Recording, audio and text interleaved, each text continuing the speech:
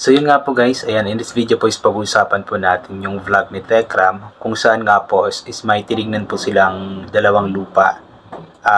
Kung saan po ito po yung sinasabi ni nanay na posible or pwede nga po nilang bilhin para doon ipapatayo ang kanilang bahay. Kasi alam naman po natin na napakalaki po talaga ng problema nila ngayon sa kanilang tinitirhan dahil nga po sa pagtaas ng upa doon at yung pinag-iinitan po sila ng may-ari ng lupa. So ito po panoorin po natin yung lupang kanilang nakita. Ayan po, yan po yung first na lupa na tinignan po nila. Medyo okay din naman, kaso medyo masikip nga lang kasi pahaba siya. Tapos napagitnaan ng dalawang bahay or dalawang building. Eric, kausapin ka. Sabi ko kasi 170. Ngayon, po, sinanay na po. yung di halimbawa yung titulo nga, halimbawa yung titulo papaayos niya, pang sarili niya na yon. Hindi po yung titulo, rights lang po yun. Okay na po sa kanila po ito. Okay. May tax po kasi binabayaran taon-taon. Yeah. Oo. Kaya binabaan niya. 180 po talaga bigay niya. Inanuhan na lang niya ng 170. Eto, sabi nga niya kasi sa akin, hindi ka naman iba. Akala niya nga po sa akin. Pero ito, 200 square meter. Kasi sa iba, Ayun po, 170k for 200 square meters. So medyo reasonable din po yung price kasi usually talaga kapag 200 square meter usually nasa 200,000 pataas din po yung presyo nun. Pero ito medyo mababa po. Kaso medyo nadadalawang isip nga po si Tekram dahil nga po sinabi ko nga kanina na medyo nasisikip pa yata po siya kasi napagitnaan po ito ng dalawang bahay po. Tapos pahaba din po siya. So yun, papatuloy po natin. malaki. Ano po sa inyo? Ano po, tignan po namin yung isang tapos tawagan po namin kayo. Opo. Ang magdi-decide pa rin po yung sinanay at saka yung anak namin kung paano yung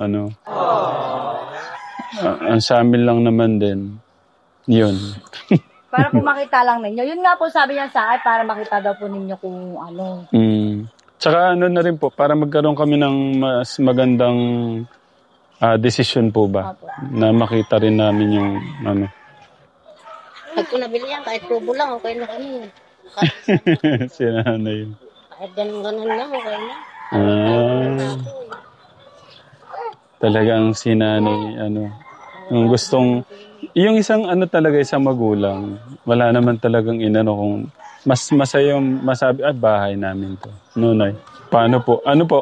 Mapag-usapan namin, tapos tawagan po namin kayo. Update po namin kayo, no? Bale, parang gusto po ni nanay yung lupa. Kasi ang importante sa kay nanay daw is meron silang sariling lupa. Tapos kahit kubo-kubo lamang po yung ipapatayo. Pero ang ginagawa po kasi ni Tekram is gusto mo na niyang tignan yung every lupa na may offer sa kanila. Kumbaga, nagka-canvas muna sila or tinitignan muna nila yung mga lupa na posible na magustuhan niya.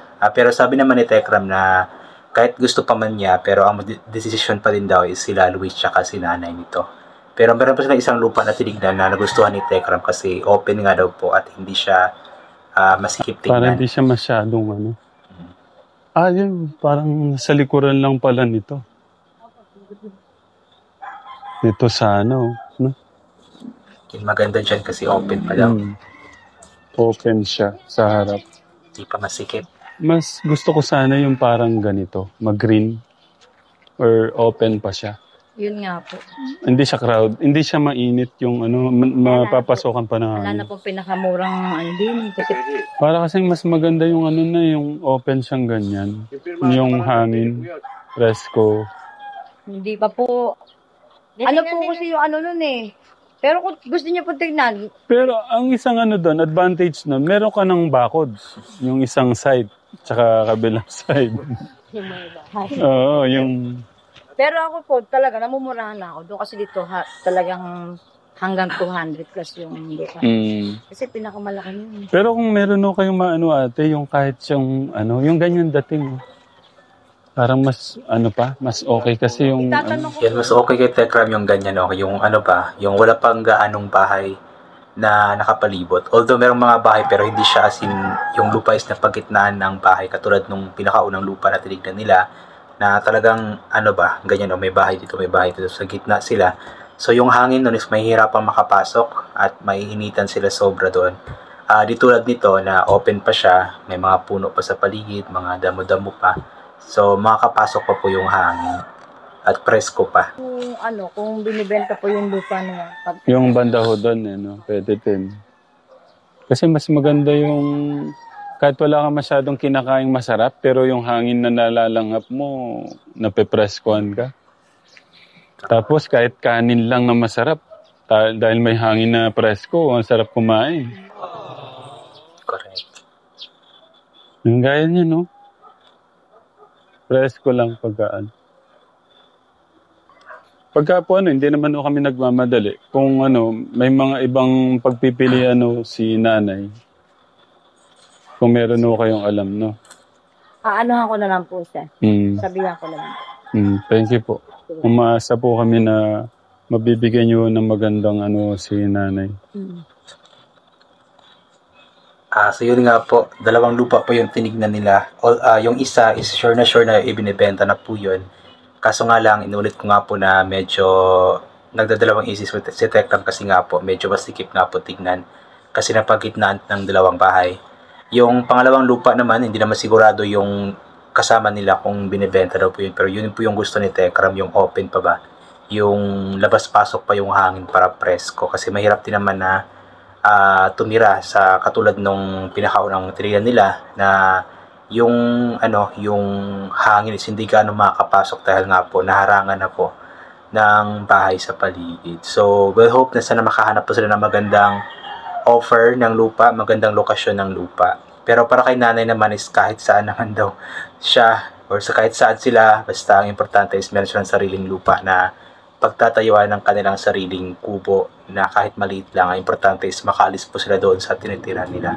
At ipag-pray po natin na sana nga po makahanap na sila para itong problema nila sa lupa, itong problema nila sa tirahan is masolve na nga po. Sana nga po bago mag-birthday si Luis ay okay na po ito para parang lalabas ito na regalo, napakagandang regalo para kay Luis at sa kanyang pamilya. Ayan. So yun, I think hanggang dito na lamang po itong gagawin ko na reaction video. So thank you so much po sa lahat ng mga palaging bumabalik sa aking YouTube channel.